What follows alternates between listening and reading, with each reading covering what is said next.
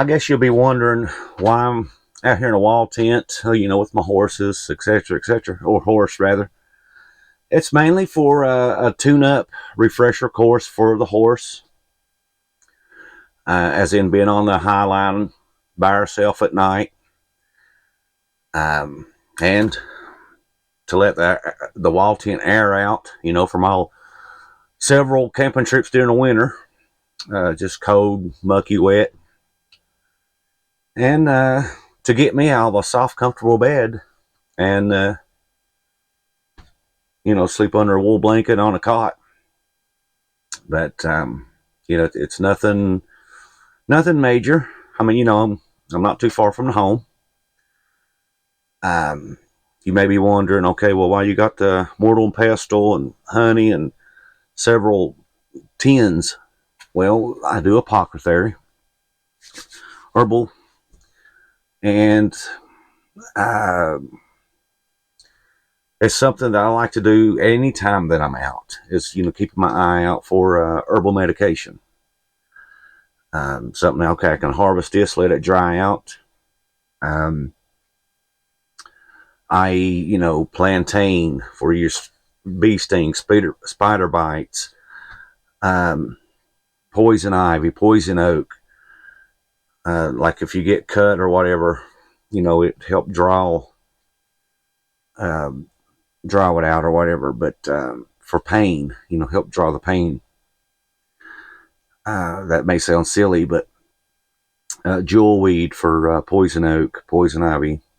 Usually when you see that, you'll see jewelweed. Yarrow for the cuts and scrapes.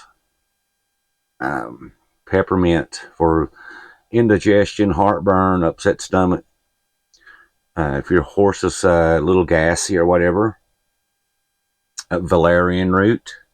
If your horse is a little on edge, a little spooky, high strung, you can, now that you'd have to do this a week before you go out. You can't just like, okay, we're going out tonight and give you some valerian root and you'll be okay. No, take about a week to build up to it. It's not going to sedate them or anything, but it'll just take the edge off so they won't be as spooky. They'll still be coherent enough to know what's going on and be ready to roll out if they're in danger. But outside of that, though, pretty much just getting her used to the highline again. It's been a long time since she's been on a highline by herself. And I had it lowered when I brought her up, and I do realize that you're supposed to keep it 7 feet really tight, banjo string tight, but throw the wall tent up, went and got her. We went around, I was just foraging herbs.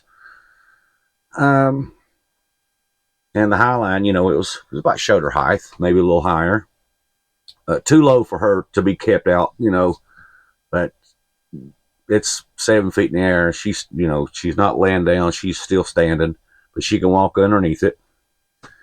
So, that's that.